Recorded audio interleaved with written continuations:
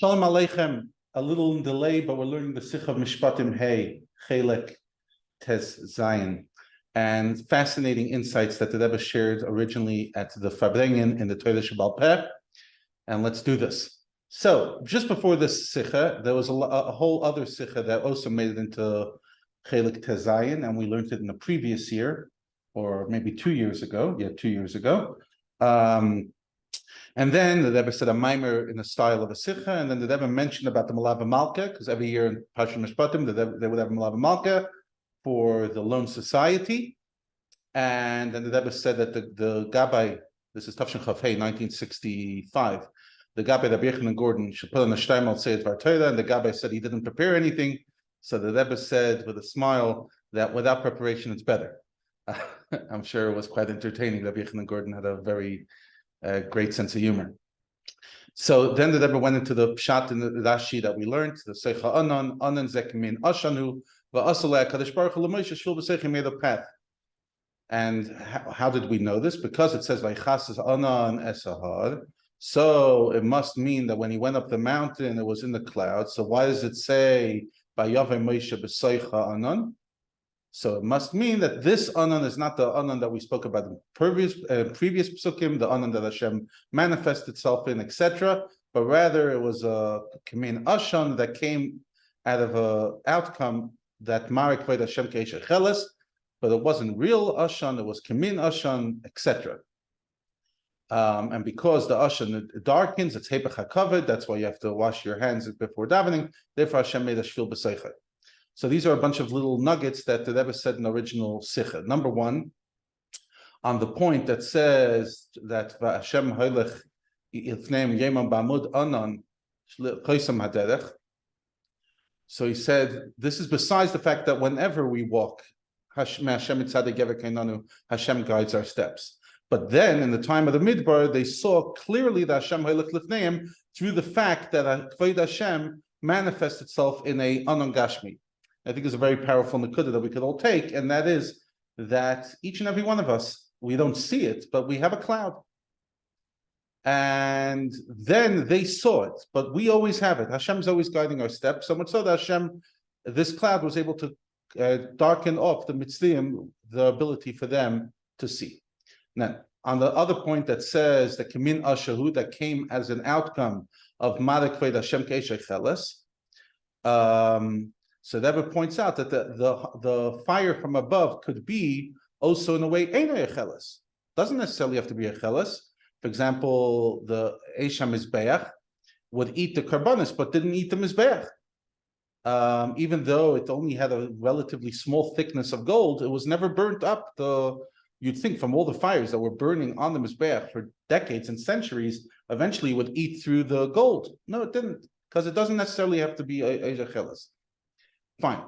Then on the idea that says that Ashan, that smoke darkens, like we find in halacha, the person has to take off the darkened smoke that goes on the kli in regards to mikvah. So if you have to dip something in the mikvah, you have to take off whatever. If it was burnt something, right? You know, if you cook in a pot and there's a burn stain, you have to take it off before you table it.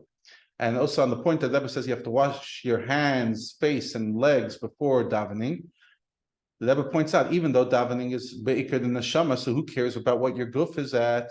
But nevertheless, we see that the kavod, the Melech Malcham Lachem Kadosh Baruch Hu, demands cleanliness of guf. And this is also a separate nekuda that we can, Farbrengen, the idea of, whatever, it's a big question. Why do you have to clean yourself up before davening? It's a spiritual experience. No. As we know, the Frierdiker Rebbe writes in his letter, especially to Talmidei Yeshiva, that they have to be very careful about their hygiene. Literally cleaning their teeth, brushing their teeth every day besides Shabbos and Yom Tov. And Rebbe says, but like all Hidayos Mufadashis, like all things that are clear, the Yetzer Hara comes up with good opposition. And chances are, remember, the Rebbe's talking to Bachim. So Bachim, at least many of them, struggle with these kind of things. Yeah, who cares? Whatever, you're not civilized. Once you get married, often Bachim get civilized. But until then, it's often uncivilized. So, like, you think that the Frierdiker Rebbe has to send a letter to brush your teeth. Could you imagine sending it to a bunch of girls in high school? Yeah, but for Bachim, sometimes they have to be reminded. And just like you see, the Big Day Kahuna had to be l'chaved l'sefadas to honor Hashem, so too, we have to make sure to be clean. Fine. Then the Rebbe went on the Sicha the Yena Shal Torah that the Ashan that comes from burning the Chaimer symbolizes total destruction, bittul olam, like kiloi, not destruction, but like removal of the world. And therefore it says Sinai Ashan Kulei, the whole mountain was smoking, because literally the negation of Chumiyas Ha'olam and the spiritual experience literally caused an incredible amount of smoke. And therefore the Rebbe says in the original Sicha, again Torah Shabbat Peh, that therefore the smoke was even midaimim. Usually daimim doesn't burn, right? What burns? Usually wood, semech. But over here, Har Sinai was a mountain of stone, and still it smoked, because the tachlis of Matan Torah is the goal of Matan Torah is to elevate the whole ishtalshalos. So therefore, you have to start from the bottom, and the bottom is daimim. Just like the famous mashal that to pick up the walls of a house, you need a lever, and you have to put the lever under the bottom, right? If you put the lever halfway through the wall, you're just going to pick up the top part of the house, but you need to pick at the bottom, and so too, that's how you pick up everything. Same thing over here, you pick up the daimim, and that is how you pick up everything. Fine. Then on the Nakuda that the Rebbe says in our parsha, after the Zikuch Ha'olam and Matan Torah, it became worthy of being burned up by the Eish L'mayla Mark by the Shem Ke'esh Cheles. The Rebbe points out that you could be medayik in the pasuk. It says Mark by the Shem Ke'esh Cheles Padei Shahar. That first of all, the Nivdaim have to pick themselves up, so everything comes onto the har, and comes to the top of the har. In other words, you have to show up at least to make a mountain from everything that you have, and then you can elevate everything. So in other words, first has to be a mountain, everything has to be picked up to the mountain, Isarusa Lasata, and then Hashem's fire shines. And the person has to go into Dvarim HaTachtonim and not be worried that you'll get dirtied up, because HaKadosh Baruch Hu makes to Moshe Shebechol Echad a shvil b'seichai, a path that you'll stay pure. And the Rebbe says that the neshama is always one with Hashem, like it says in Tanya Perek Chav Dalet, and like the Alter Rebbe writes, that every yid, no matter what, doesn't want and can't be separated from Elikus. And therefore, the famous thing about the Rambam, that even if even if they have to beat somebody to do the divorce, that's what he ultimately wants. And then on the point that the Rebbe says that this anon is kamin ashan, so because the helem is only for the sake of bechira, so it's just smoke, it's smoke and mirrors. But bepnimius, it's ashan the kedusha. So the Rebbe says, we know, like the Barditchever says, that what does Hashem demand from Yidden? The Barditchever said, Hashem, what do you want from Yidden? The Gan Eden you put in Sfarim, and the Taivas Olam you put in front of their eyes, right?